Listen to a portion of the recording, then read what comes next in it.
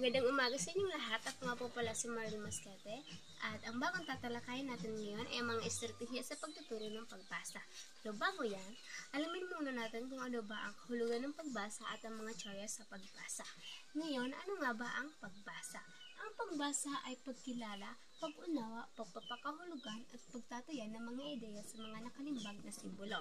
Ito ay isang kasanayan na nagbibigay kakayahan sa isang tao na maunawaan or ma-interpret ang mga ideya at impormasyon na ipinapahayag ng manunulat sa pamamagitan ng mga salita.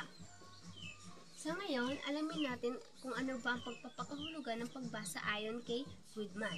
Ayon kay Goodman, ito ay isang psycholinguistic guessing game na bumubuo ng mga kaisipang panibago mula sa binasa. Ibig sabihin na kapag tayo ay nagbabasa, nilalaro natin sa ating isipan.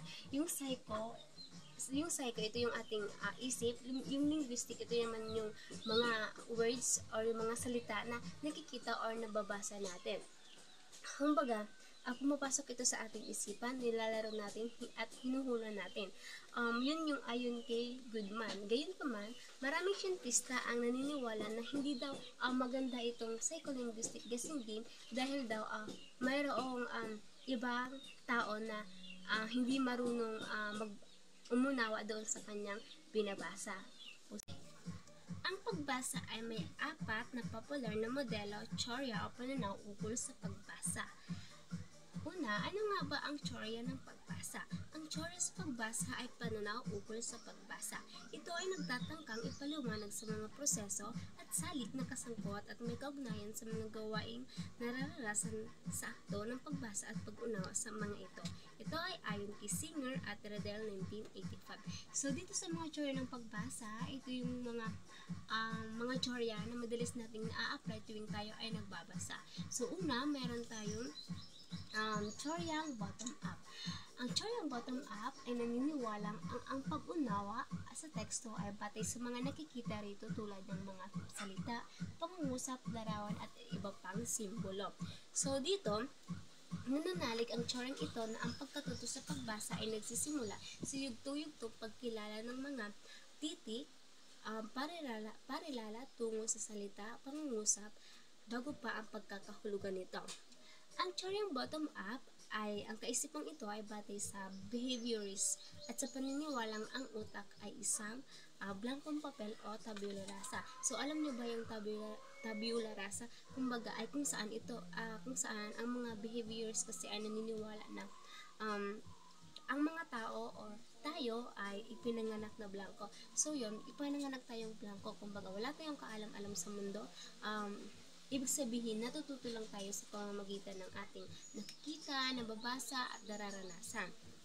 So, ang tsoryang ito ay tinatawag din na data-driven model or part-to-whole model. Halimbawa dito sa tsoryang bottom-up is yung nagbabasa ka ng dictionary kasi nga hindi mo pa alam yung mga salita. So, yun, nagbabasa ka sa dictionary para makuha mo yung impormasyon na hinahanap mo kasi nga wala ka pang ideya doon sa isang salita. So, para magkaroon ka ng kaalaman doon, nagbabasa ka o nag-i-scan ka sa dictionary. Sunod naman ay ang tsoryang top-down. Pag sinabi natin tsoryang top-down, naniniwalang ang pag-unawa ay nagmumula sa isipan ng mambabasa na mayroon ng dating kaalaman. So, ang tsoryang ito ay naniniwala ng pag-unawa ay nagmumula sa isipan ng mambabasa. Ayon kay Smith, 1951, ang impormasyon ay nagmumula sa dating kaalaman ng mambabasa patungo sa teksto. So, ito naman ay ang kabaligtaran ng tsoryang bottom-up.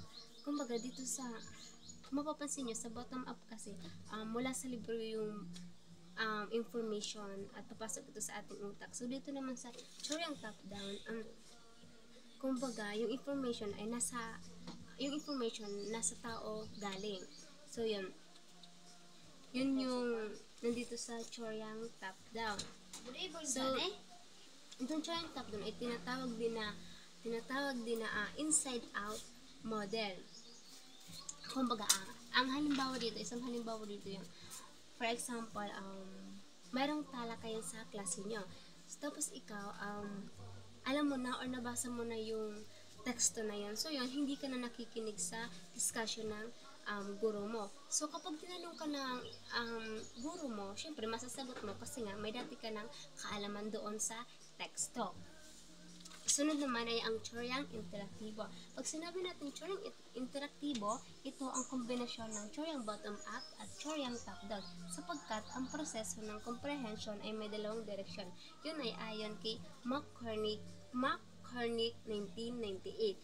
So ito, sa paggamit ng dalawang paraan ng nagaganap ang interaksyon sa pagitan ng teksto at ng babasa. Ibig sabihin, mas nagiging epektibo dito sa interaktibo kasi nga, mas nagiging epektibo ang pagbabasa at mas lumalalim ang ating kaalaman hinggil doon sa paksa.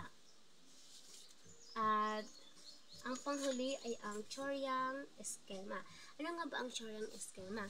Ang teoryang eskema ay ang lahat ng ating nararanasan at natutuhan ay nakiimbak sa ating isipan o memorya. So dito sa teoryang eskema, ang lahat ng ating natutunan ay nakaimbak na yun sa ating isipan. Kumbaga ito na yung nagiging dating kaalaman or yung tinatawag natin na prior knowledge na tinatawag. So yun, ito yung nakaka-influence siya ng malaki sa pag-unawa kung ano yung alam mo na at hindi mo pa alam.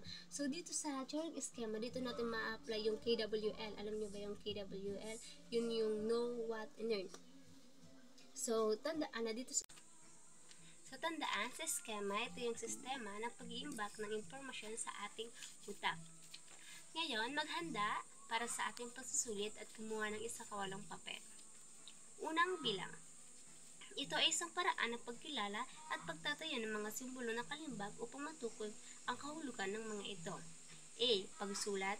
B. Pagbasa. C. Pakikinig. D. Pagsasalita. Ikalawang bilang. Ay sa kanya, ito ay isang psycholinguistic guessing game na bumubuo ng mga kaisipang panibagong mula sa binasa. A. Cody. B. Bernales. C. Smith. D.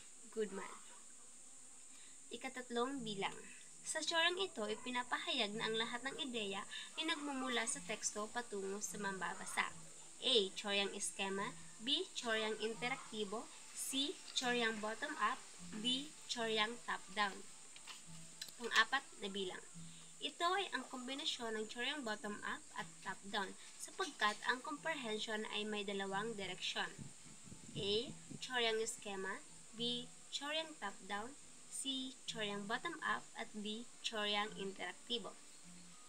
Ikalimang bilang. Ito ay ang sistema ng pag-iimbak ng impormasyon sa utak ng tao. A. Teoryang top-down.